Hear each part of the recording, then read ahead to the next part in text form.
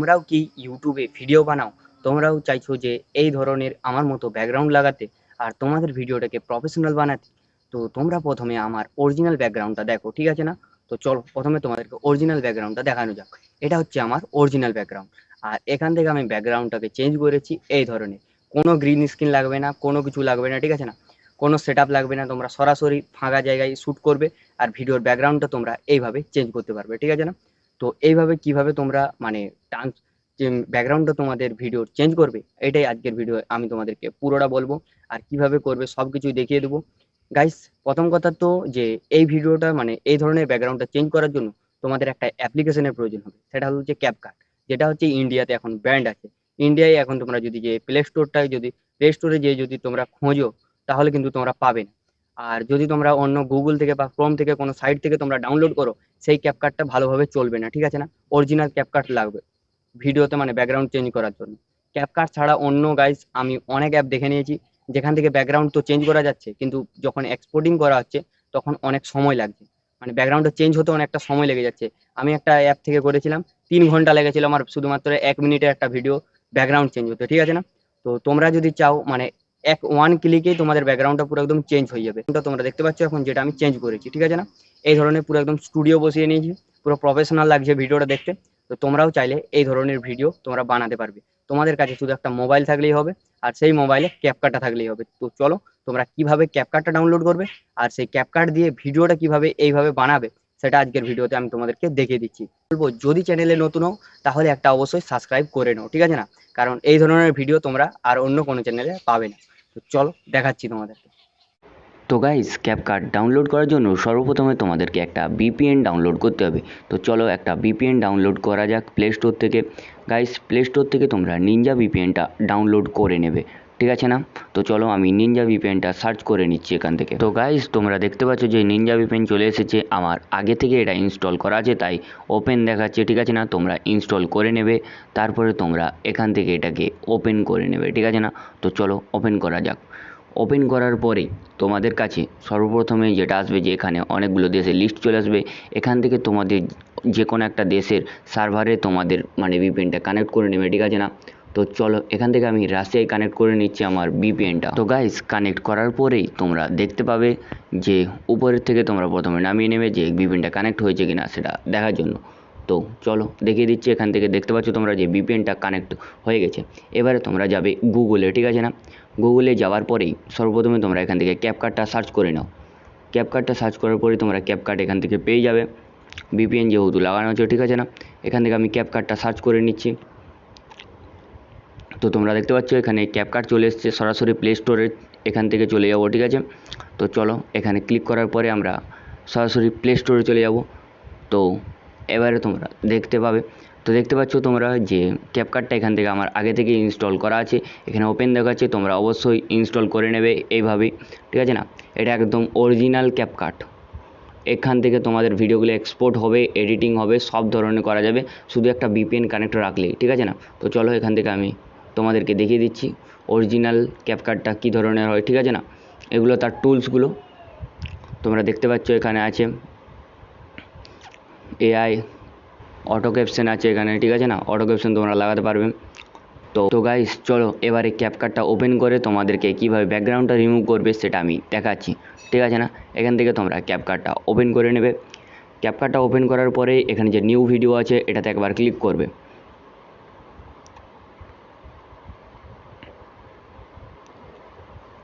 New ভিডিওতে click করার পরে তোমরা প্রথমে ভিডিও সিলেক্ট করবে না, প্রথমে তোমরা যে ব্যাকগ্রাউন্ডটা দেবে সেই ব্যাকগ্রাউন্ডটা ফার্স্ট তোমরা সিলেক্ট করে নেবে, ঠিক আছে না? চলো প্রথমে ব্যাকগ্রাউন্ডটা সিলেক্ট করা যাক। এখান থেকে আমি একটা আমার পছন্দ মতো একটা ব্যাকগ্রাউন্ড সিলেক্ট করে নিচ্ছি, ঠিক আছে না?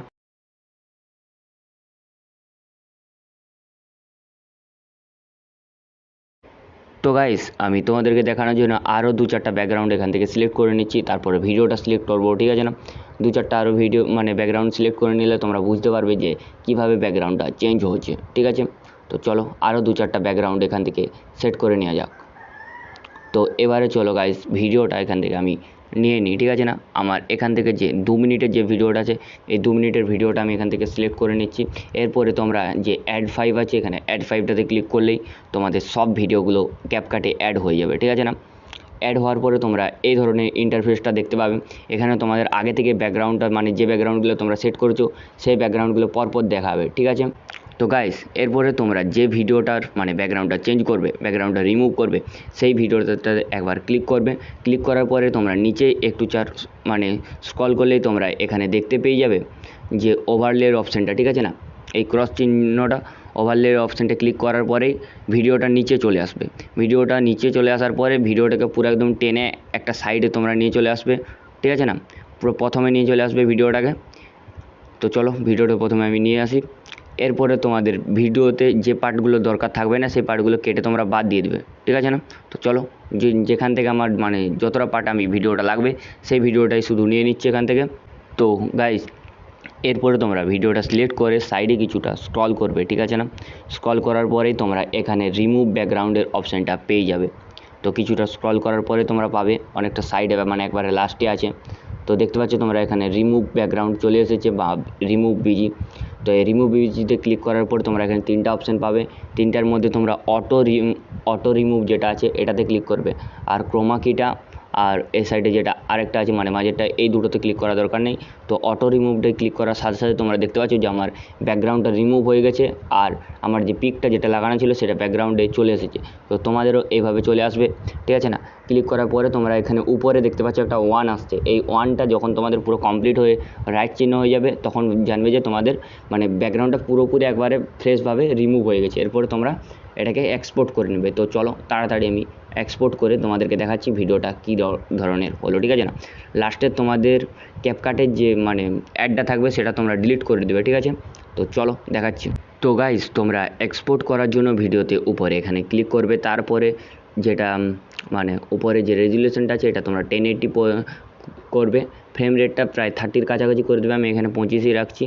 আর এখানে যে এমবিটা আছে, ঠিক আছে না, এমবিটা একটু বাড়িয়ে নেবে কোয়ালিটিটা, ঠিক আছে। তো চলো ফ্রেম রেটটা 30 করে দেওয়া যাক। দুটোই মানে 50-50 এখানে করা হয়ে গেছে, আর উপরের এটা 1080p আছে, ঠিক আছে।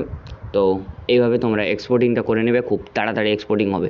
তোমরা দেখতে পাচ্ছ যে কত স্পিডে ভিডিওটা এক্সপোর্টিং হয়ে যাচ্ছে, ঠিক আছে না।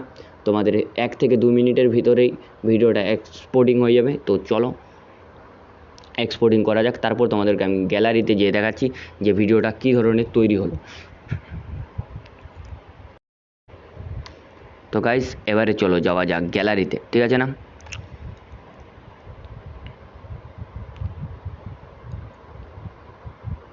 তো গাইস গ্যালারিটা ওপেন করার পরেই উপরেই ভিডিওটা চলে এসেছে। তো ক্লিক করে দেখা যাক ভিডিওটা কী ধরনের হয়েছে। তো গাইস তোমরা দেখতে পাচ্ছ যে ভিডিওতে পুরোপুরি ব্যাকগ্রাউন্ডটা রিমুভ হয়ে গেছে, ঠিক আছে না।